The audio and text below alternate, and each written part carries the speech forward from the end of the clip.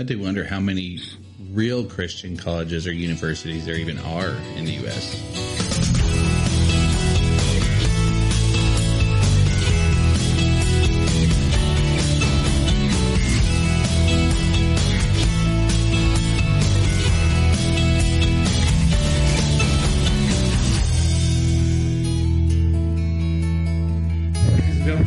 Please pull up a chair and sit on your knees, for we have a story to tell you that we are still learning about. Let's get her done. Welcome to Talk the Walk. My name is Henry Moses. I'm Jenny Tucker. I'm Jared Moreland. And I'm Gabriel Moses. We are super happy to be here all together. Full strength. And thank you for joining us, wherever you may be. There was a video game that did that. Power. Was it Mortal Kombat? Full strength. Something like that. What is it? No, it was like some twins, like Twins Unite or something like that. Or I don't know. Our old assistant Carolyn used to talk about it. It's Power Twins Unite or something like that. I don't even know. Power Rangers? Not Power Rangers. That sounds like Power Rangers. Yeah. I think it. Go Power Rangers. I could sing that song, but I'm not gonna. Do it. Go Power Rangers. Go Power Rangers. The funny thing is, I hated that show. I never even watched it. I didn't like it either. That song. I loved it. I loved it. And Dad loved it. We would all watch it. Yes. He wouldn't get into it, but he loved it. He let us love it. You like the Pink Ranger? I did like the Pink Ranger. Well, that's what's her name, isn't it? What is her name? Jennifer Garner. Yeah. There were a couple of each of the colors of them. Yeah. I thought it was pretty cheesy, but the song was so cheesy. Very catchy, very earwormy. Mm-hmm. Yeah. It was the new Voltron or the new whatever the other robot one was. No, Voltron was way better. I'm just saying the new one. Yeah, that was their attempt at it. Yeah, it used to be so clean and good. Jen, you went on... Oh, no, that's all. Oh, that's you went on a trip? Yeah. You went on a trip? I did. I went to Michigan. I took Creighton, my youngest son, to Michigan. He's an interesting character. To see Governor Whitmer? Yeah, to see Governor Whitmer. Yeah. They're pals. They run in the I same couldn't help myself. I'm sorry. Oh, no. So Creighton decided when he was young that he wanted to go to Harvard. But he always had a bit of a struggle in school. And it was a hard thing for him for a while. Well, then all of a sudden, like in high school, we did the homeschool thing for his last couple of years of high school. And he had to learn how to kind of teach himself, honestly. I tried. I did, but it's hard. And then he started, he learned that, and then he learned to kind of go to tutoring and do things. And he ended up getting pretty dang good grades once he started AC. He's ended up going there for a little bit. But that kind of dream of a higher education, like a higher education, not just to go to any university, that just dream of that was always kind of in his heart. And then Harvard started having like some issues and some things that we just don't align with and do not align with our belief system at all. And so his grandma, our mom, said, "Have you looked at Hillsdale?" And so Hillsdale is a college. Mom brought that up. Yes. Wow. That's where this came from. Okay. And so it's a college in Michigan, which is where our mom is from and where we grew up going to just about every year when we were young. It's beautiful. If you look on the map, if you're like me and you don't know geographic, stuff real well, Michigan is water everywhere. It's got the Great Lakes. Yeah. And it's cold in the winter. It's cold in the winter. It's got trees galore, every kind of tree, not just one kind of tree. It's got every kind of tree. It's just gorgeous. And so I hadn't been back in 13 years, and Creighton is making these great grades, and he kind of has a shot at maybe doing this if he got stuff together, going to a good college. So I decided, he said, "Could you just take me to Hillsdale and let me look at it?" And so we all went, my mom and husband Sean and Creighton's son, we all went to Michigan, and we went to this, we set up an appointment to get a tour and for him to go ahead and do an interview if he's serious about it. And what we get on campus, and first of all, you really need a 3.9 GPA to get in.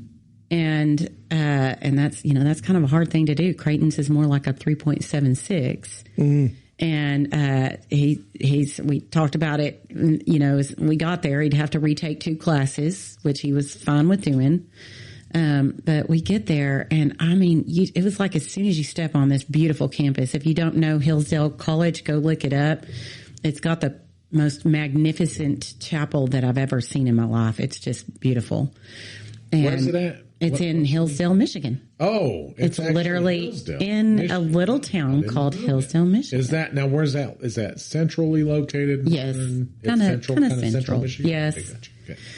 And so we get there, and as soon as we stepped on the campus, I mean, you could feel something different. You just could feel it. There was this excitement that welled up in us.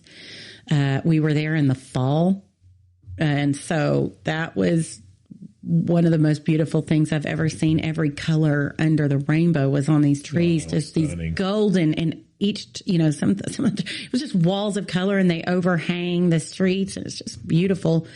And this campus was stunning. It is a college from 1844, and what it is it's a Christian. Not like I see Christian campuses, they're not Christian anymore. Mm-hmm. They say they're Christian, but they have all this LGBTQ stuff. It's not Christian. It's not biblical. I've been hearing that Baylor even. Like Baylor. No, Baylor's not. It was Christian. supposed to be once upon a time. It was a Baptist college. Once upon a time. Yeah. Right. But not anymore. No, not Harvard anymore. Once upon a time was Harvard Christian. Was originated by all the college higher education is Christian. Preachers. Yes. That's why it was established. Yeah. Yes. Wow.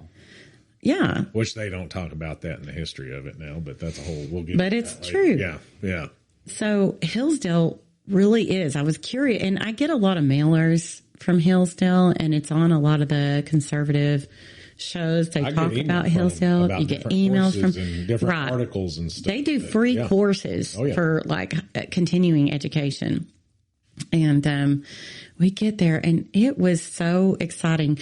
Creighton he's not an excitable person. He is extremely subdued, y'all.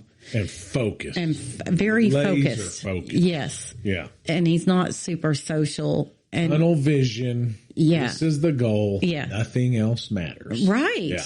Including anybody around, Yeah. Including people that he loves. Yes, absolutely. He just gets that tunnel vision, and that's it. But he also, you can see, he is high anxiety is the word we all use now today in social situations. He locks down. There's no smile on his face, really. And when we were on this campus, we just saw a different human. He was relaxed, and he conversed easily with whoever he was talking to. We had a tour guide, and he conversed easily with her. He smiled so much. Almost like he was in his element. Yes. And we felt it too. We just didn't even want to leave the campus. We had to. We had all these places we had to be. We were traveling all over Michigan the whole time we were there. But these kids were sure that they are going to move the world back to Jesus. I mean, move the country. They were sure of it. They were so full of hope. They loved Jesus. So how do you know that? Like they were saying it. The students are the ones that showed us around and talked the whole time. You could tell by the way they said it. They have honor codes. Oh, really? They said it. They were unashamedly talking about Jesus, and they knew that they were free to do that on this campus. Yeah. That's incredible. It was the neatest experience, and it's this it is an elite organization, not elitist. But in the definition of the word, every kid that goes there is focused on their education, on their life goals. And they were just free and open to talk about Jesus and God and the Bible and the foundations of the Bible and the country. And they were free to do that. And you could see they were free to do that. In the world, you can't, it's like you got to watch what you say everywhere you go. And they weren't at all. So they freely and openly talked about their faith in God and how God got them to this place and providence and all of that. And it just made me so full of hope. And I hoped that Creighton, it takes a lot. You need references from professors to get in. You need extracurricular, clubs and organizations. You need a lot to get into this school. They are serious about life goals in this school. It's called a liberal arts. It's a liberal arts college. And I mean, they're just so dead serious about life, period. And it just was a neat experience to be in a place like that. That 99.9% of the kids who graduate from that school not only get into the field that they wanted, but at the very job they wanted, the very exact job they wanted. 99.9 of them. That's pretty awesome. Yes. So, and then it means being that poor 0.1. What I do wrong? It's because whoever the jobs out there are waiting for Hillsdale College kids to graduate, and they scrape them in. That one only got a 3.8. Yeah, on the way out. Yeah. You didn't make it, buddy. Stupid little, poor little special fella. Poor guy, girl, whatever. I will say they do have. I'm sitting over here just looking at stuff as you're talking. They do have their own like news publication called Imprimis or Imprimis or something. You're not going to. But like Jared's not getting accepted. Their top article is "Lawlessness is a Choice." There's I'm going to have to. No, it's like current events and like it's. Well, they send deep theological articles. I subscribed to them some years back, and I don't like missing hardly anything that they say. It's very it's pretty interesting. They have 7 million readers. Yeah.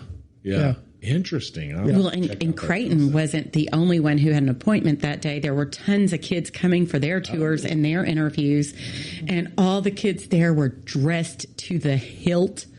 And, looked as nervous as we all did. The parents like, are we going to get in? That's cool. It was so, it was cool. Just. They weren't all rocking skinny jeans and septum rings. They were like serious about this. They were so respectable. They brought their A game. All the parents were dressed up. And Creighton had, we didn't realize he'd gotten a little raggedy. And so he brought all his he wears nice clothes to the office and everything. But when he was putting on his outfit the night before and he walked out, and I was like, just give me those pants. Maybe if I iron them, they'll look a little better. And he came out after I ironed it and he goes, these pants looked like they almost were once trying to be nice. The way Creighton put it. So we had to go to Walmart because the appointment, it was at night. And so we're like Googling how early does Walmart open in the morning. I will say Walmart did us right. There was good pants. We Googled what kind of pants are in the store. And y'all had it all planned. They had older people in the dress up places and at the cashiers that early in the morning. And they were all like, because Creighton had to get dressed at Walmart and wear his clothes out. And they were like, he looks ready. He's so handsome. They knew why we're there. He looks like he's ready for the interview. It was super fun. That's awesome. That's cool. It was. Yeah. It was fun. It was good. And I'm sure that helped his confidence going in. He did. He looked slick. No, I knew. So Creighton had been talking about for a while possibly going to Hillsdale and maybe going to tour it at some point. It was just because we're all born and raised and have lived our lives here in Amarillo. And we're not like that. We don't care about okay, we'll go to college, maybe. Yeah, a little bit. We don't care. We're not going to go tour colleges. And I didn't do that with any of my kids, and nobody did that with me. And right now, Creighton's plans are to come back to Amarillo. Yes. He's done.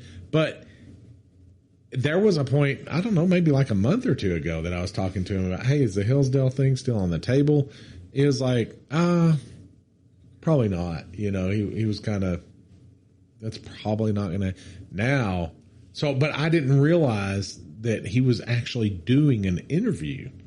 I thought y'all were just going to walk around the campus, see what it was like, maybe get a little information, very casual. Right. No, suit up. Serious. Yeah. Serious interview, to which I guess he did well. Yes, he did. My understanding.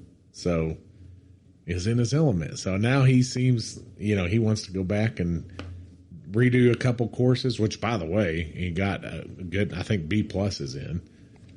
And those two courses. So he has 3 Bs and 11 As, and he needs to flip 2 of those Bs into As. Yeah.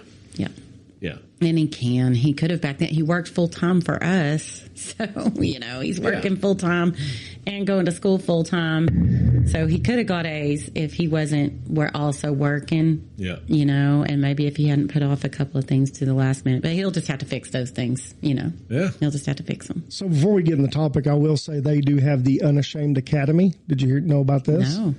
So it's free to anybody that wants to be a part of it. You can sign up online, but their own professors and stuff teach you on things like the Book of Exodus and things like that. But they've been interactive with the Robertson family, and they've been able to share that on the Unashamed podcast. So now they heard them start doing. So they have the Unashamed Academy, and they pull from that podcast into this academy with the teachings. But we can all sign up for it, and it's free. Oh my, that's the amazing. podcast. So they started doing that on Fridays, just like a month and a half ago or something like that. Oh. Yep. And on Friday, it was Monday. It was like 4 days a week: Sunday, Tuesday, Wednesday, Thursday, or something like that. But they added in Fridays now, and the Fridays one is their Hillsdale. It's part of this academy. Yeah, So they have two of Sadie's husband and one other young guy, Sadie Robertson's husband, and one Makes other sense. young guy. Yep. And who's the cousin? Zach. Okay. Zach and one of the other people. And so they have those 4 people, and they do these courses, Hillsdale courses, and they go over them through these podcasts. Yeah, Charlie Kirk did not go to college, but he did take their constitutional classes. He was always pushing those to do those. So Yeah. So Hillsdale really it's cool. like college is not dead totally, and this college, we've all been kind of down on college. The older we get, like everybody's in college, everybody's in debt. Now a degree isn't worth anything. Focus on trades. Yeah. But if they're actually going to teach you, instead of, either, you get these degrees instead. Yes, exactly. Or just, you're going and you're getting something that's worthless. If they're going to actually teach you in a higher education way, then now I found that this was worth it. It was neat. Super neat. Yeah. So I do wonder how many real Christian colleges or universities there even are in the U.S. I don't know. One. It feels like. Well, it's interesting that the Robertson family chose Hillsdale to partner up with. Right. That kind of indicates something. Yeah. On that. There's one that starts with a B, but you're starting to hear. I read a book called Woke Jesus not too long ago, and it was talking about different Christian universities that woke agenda is trying to work its way into. One starts with a B, Bazula, or it's not Bazula, but it's something like that. I can't think of the name of it, but where is it? I think it's in California, and which a lot of California, just like Michigan and a lot of these blue states, are actually have a ton of conservative areas, and so there will be good churches over in California or in Michigan, and they're just but they're big cities kind of take all the publicity, but yeah. So I was joking that one, but I do think there are others, but it does make you wonder because, like you said, what was it, Baylor that you were talking about? And that's Jared, you said that was a Baptist church. Well, Wayland Baptist just up the street it's just, they have chapel. They have, they still do stuff, but they also allow all the rest of the, stuff in. It's not the truth and only the truth and nothing but the truth, That's right. Yeah. Yeah. So on that note and on the topic, we just thought we'd carry on with that conversation today. And Jenny, you've got a son that went to college briefly, and now you've got another son that's hammering through college. But this is the first one for you that's actually going through, the first one out of our family, period, that's going through the whole idea of actually trying to apply to a kind of a bigger school in another part of the country, and kind of the real college experience, the quote unquote college experience. And so we thought we'd just kind of speak to the importance of guiding your kids through this process and what it looks like, and even Christian education in general. Christian education. All the way through, not just college, and really just unpack and question, because there is a question out there. Let me tell you what happened while we were there. And this is what kind of is sparking the question of, should you, put your kid in a school that aligns with Christian and conservative values? Or should you just tell your child or son or daughter, they're older. Yeah. I'm going to let you make up your own mind on what to think. You have your own brain. I'm going to let you make up your own mind on what to think. I've already made up my mind that's not, for me personally, I don't believe in just telling your kid. I mean, eventually they have to make a decision to love Jesus or not and to follow him or not, but they've got to have guidance. But my uncle, while I was there, who is not a Christian and really despises Christianity and despises conservatism. He despises it. He hates it. And he doesn't even want to hear anything about it. He doesn't want to converse about it. He just hates it. Made the comment to me that he asked me, don't you want him? I can't believe you're sending him to Hillsdale, which he did not know what his Hillsdale was. He clearly must have looked into it.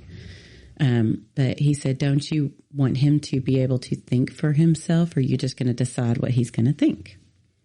Wow. So there's the question. Well, my probably not righteous response to that to anyone would be I don't know of any kid that can go to college on their own dime, right? Mm-hmm. So if I'm funding it, you bet your bottom dollar I've got something to say about it.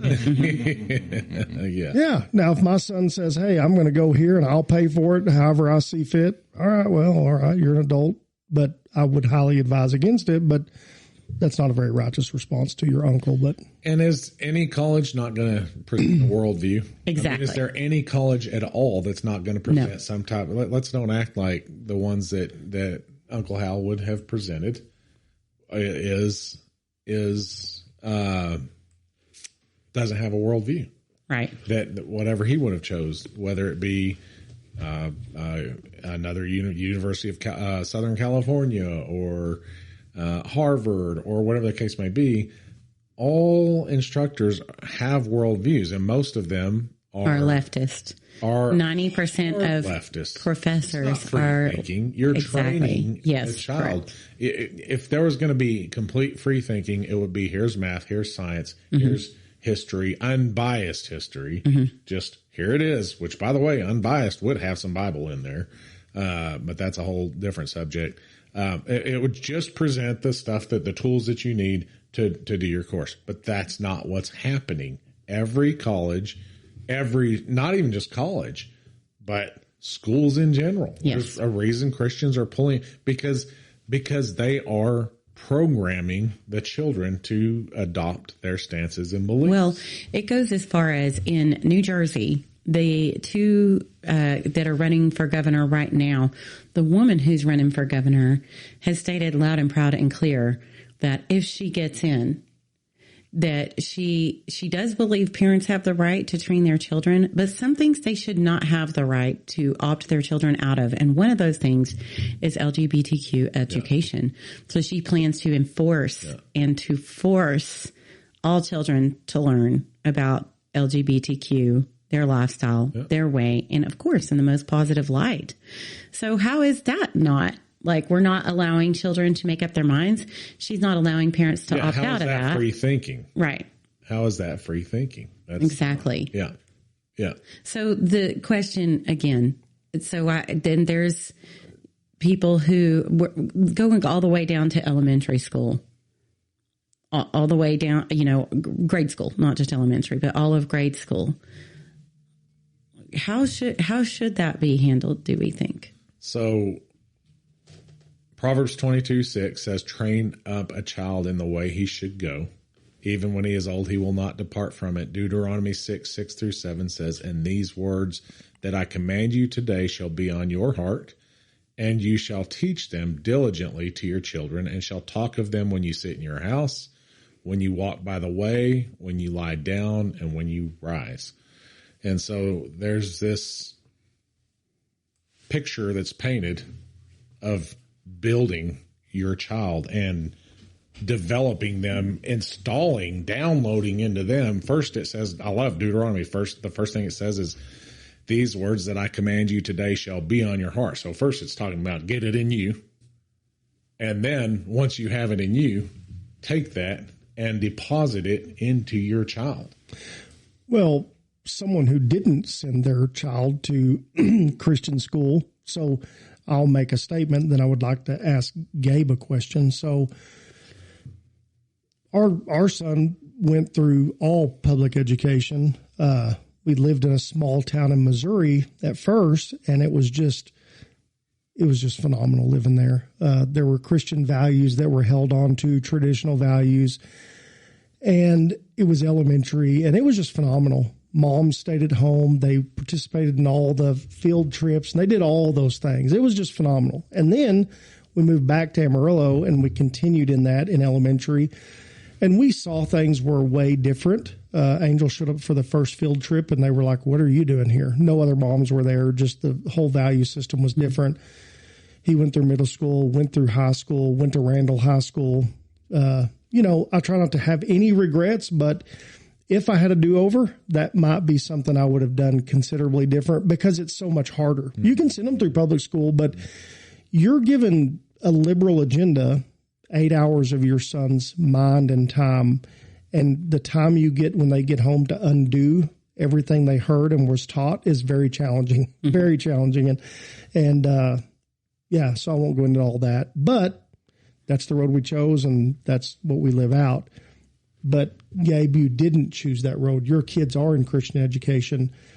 I can only assume it's a sacrifice, but why did you choose that route?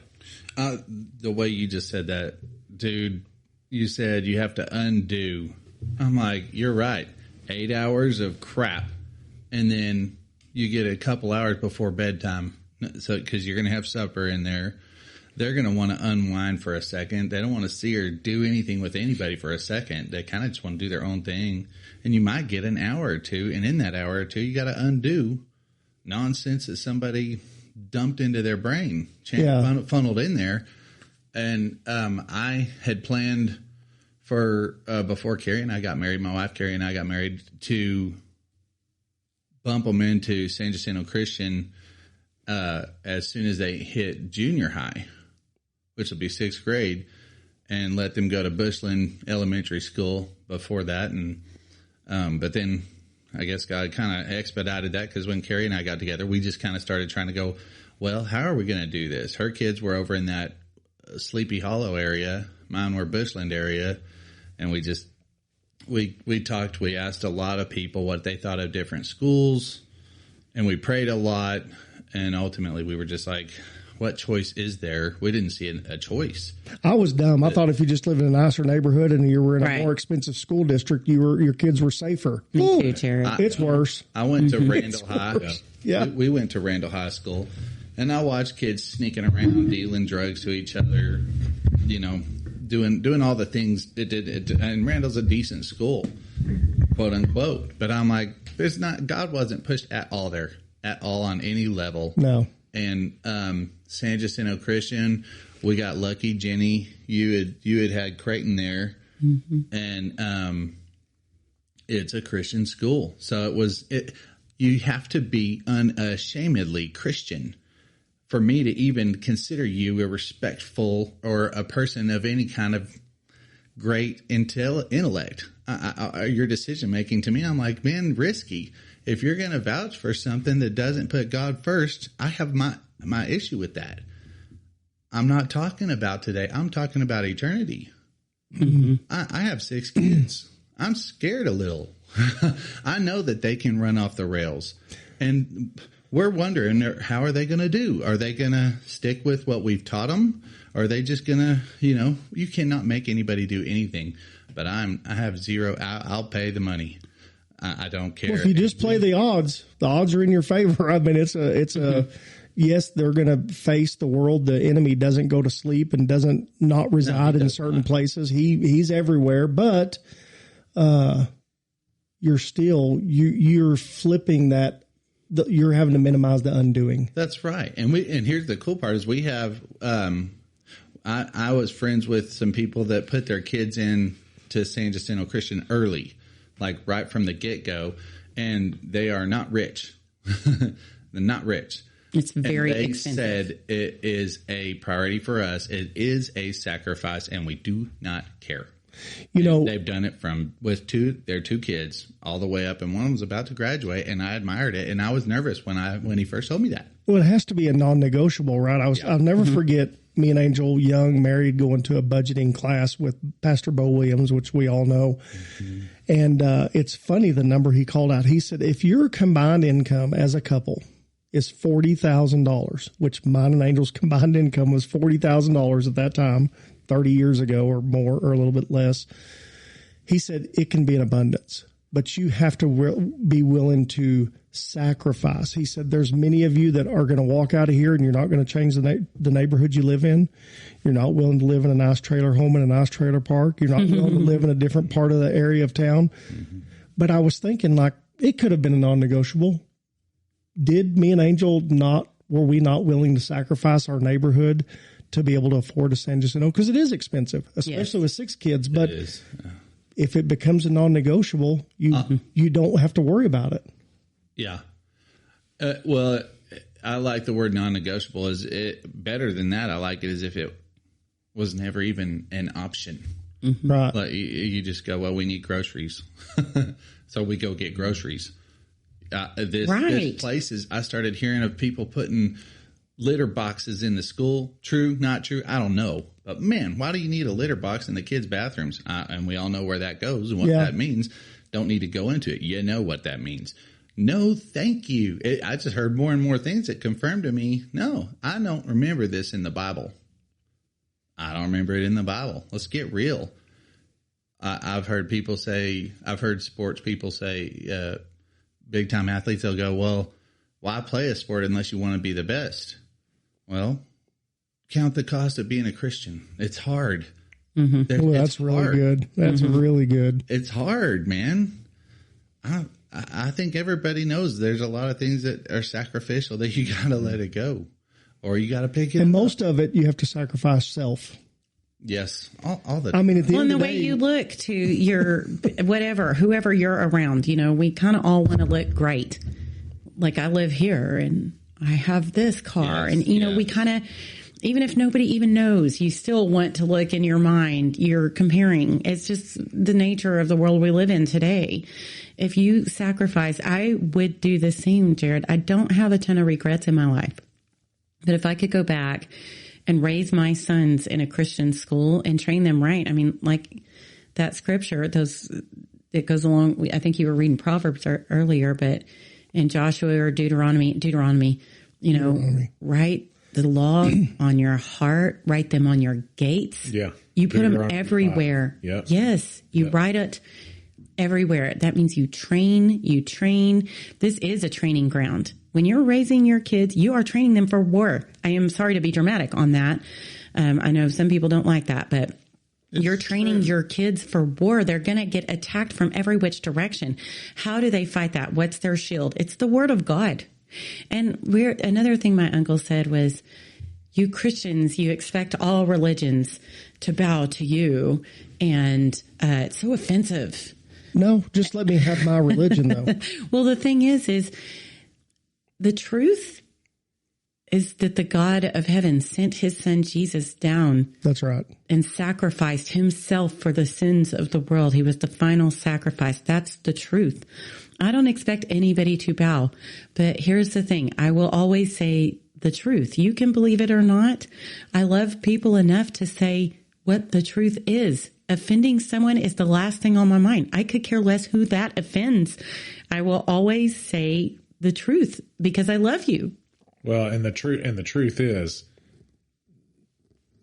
most Christians don't expect anybody to bow to us, by the way. No, it's not about that. Hope that you will bow your knee God before the King of the universe now, because one day every knee will bow and every tongue will confess that Jesus Christ is Lord. And by the way, we're not the religion that goes around killing people if you don't conform to us. That's right. And yet we're the one that's called out as being oppressive. And just because we speak truth.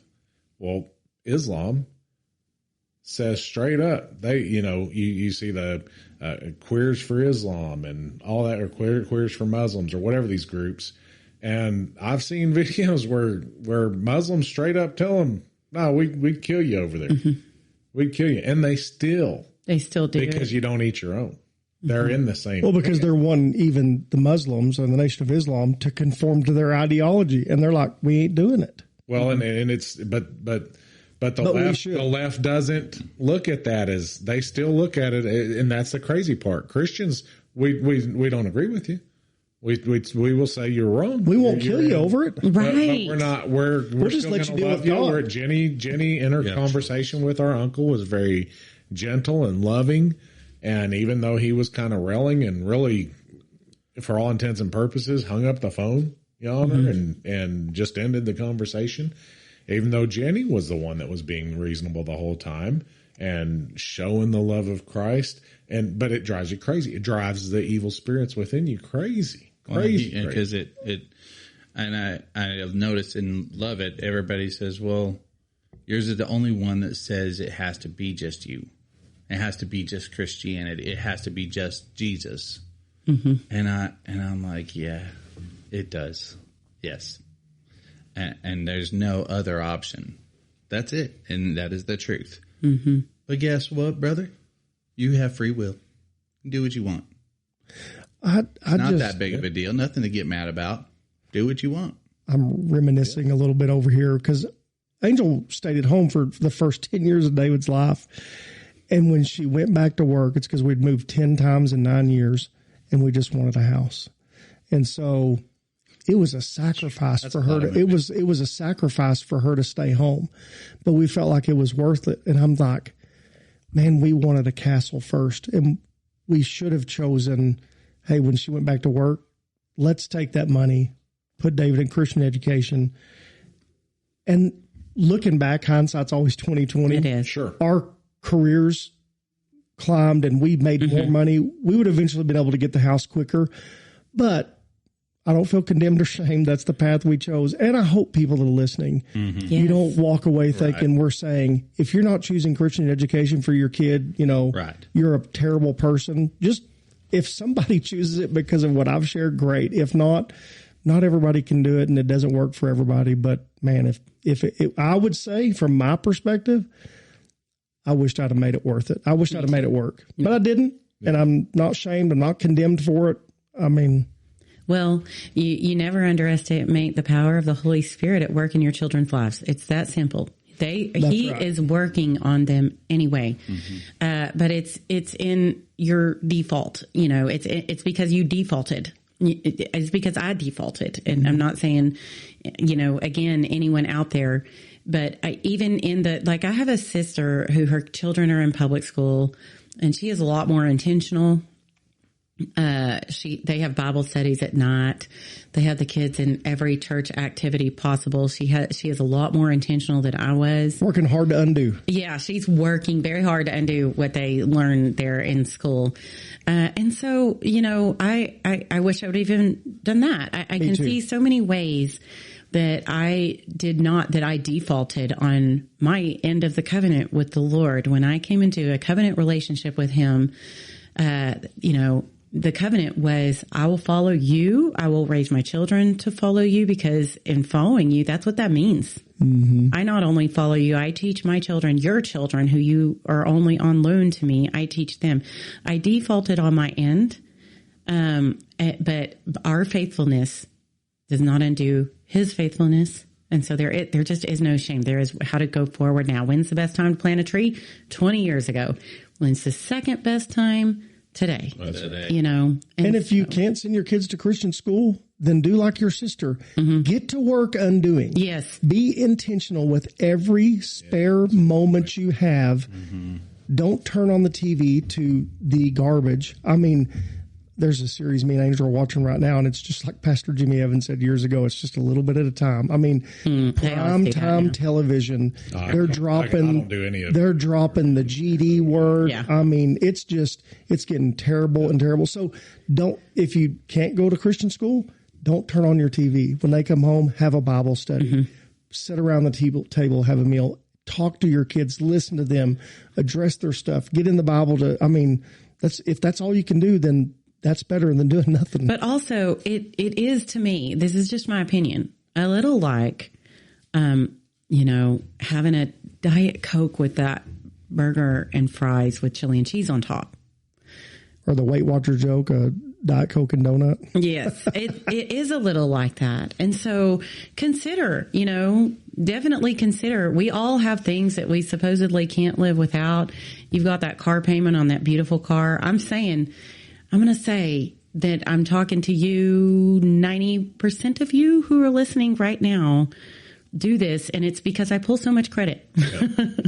I do. And so I see the car payments. These car payments are so high. Nobody could afford Christian education. If you didn't have that $800 car payment, if you went and got, a $10,000 car with a $200 payment instead, you definitely we have could a afford sister it. that homeschools both of her kids all the way, and she is the queen of doing that kind of stuff. Yes. They make that sacrifice. They do. And I think we had an episode with Boo on here a long time ago. Yeah, that's true. Youngest sister, Boo, and she does not. She's never had a brand new car or anywhere close to it. But her cars are always cool. They're nice. I mean, they're right. She goes and she searches diligently for a good deal on a car, and then she makes it hers. It's really cool. She'll buy little things to make it cute. Her car will be so special to ride in and be around, and she's great at that. But they make that sacrifice. Her and Josh both make that sacrifice so that they can homeschool their kids. There used to be a bumper sticker people put on their cars. They said, "You can laugh, but it's paid for." Yeah. That's right. Yes. Yeah. I love that. It's paid for. Or if you're going to have a payment, you keep it small, 200. Jenny, you were talking about a friend of yours that made some sacrifices to it was for different reasons, but decided, you know what? I'm going to get this car. I'm going to have the smaller car payment. And we've talked about Western society a million times on here and the different, we're programmed to see that, okay, public school is the way. It's free. Our taxes pay for it. All these different types of things. So I'm just going to send my kids to school there. But the truth is that public schools are not now what they were even 30 years ago when we were, and it was bad enough then. There was the whole I would argue it's always bad. Yeah. It's always been bad. Yeah, well, I would say it was always bad, but it's definitely worse now. Back then, the Bible was at contest whether you could pray or have the Bible. You were going to say one last thing, Gabe? This is important.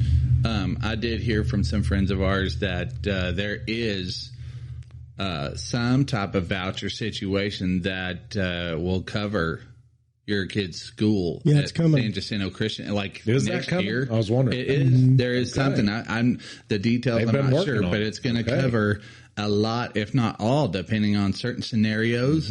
So the bottom line is take an interest, do the research, go dig in, ask questions. Unless you just say, "Well, it's okay if my kids go to wherever." Okay, cool. But I don't think it's a good idea. Yeah. It is, like you said, Jared, 8 hours a day. Who could compete with that? 8 hours a day. And these kids come up with their own wild ideas, by the way. It ain't just the staff and the administration. Have you talked to a 10-year-old? Yeah. God. Yeah. It's true. Yeah. You would know. I would know. All right, was that your final thought? Final thought. All right. Gabe, on that note, Gabe has to go pick up his kids from school, so he's headed out. Love you, Gabe. Love you. Have a great weekend. Let's close out on some final thoughts then. Oh, I really, the only final thought I have, I just don't want to be redundant, is just like, make the sacrifice. It's worth it. Your kids are definitely the most, they're entrusted to you by God. The people that are listening to this are Christians, and take that seriously. They are, none of the cars you drive or the house you live in or all of that, it's all going to crumble and go away. I'm on the other side of having raised grade school children at this point, and I can look back and I am just telling you, I do have regrets. There's no point in having shame, but I do have regrets. If I could only, hear me when I tell you, raise your child, put God into them in any way that you can, because he is the way and the truth and the light. That's right. That's good. To go along with that, I'm just going to reread Deuteronomy 6 through 7. And these words that I command you today shall be on your heart. You shall teach them diligently to your children, and shall talk of them when you sit in your house, and when you walk by the way, and when you lie down, and when you rise. So that's all the time. Look, That's powerful. It's the importance of to it's me. what God said. Who even cares what we said? That's what God said. That's right. right. There, you know, That's it. It's that important. It's all the time. Pour that. That's how important your children are. You install into them God's worldview, yes. so that they will be protected against Satan's world. There's only two. There's only two worldviews. There's God's and there's Satan's. So awesome topic. That's awesome. Love you guys. Enjoyed it. Go ye into all the world And preach the gospel. Amen. Amen.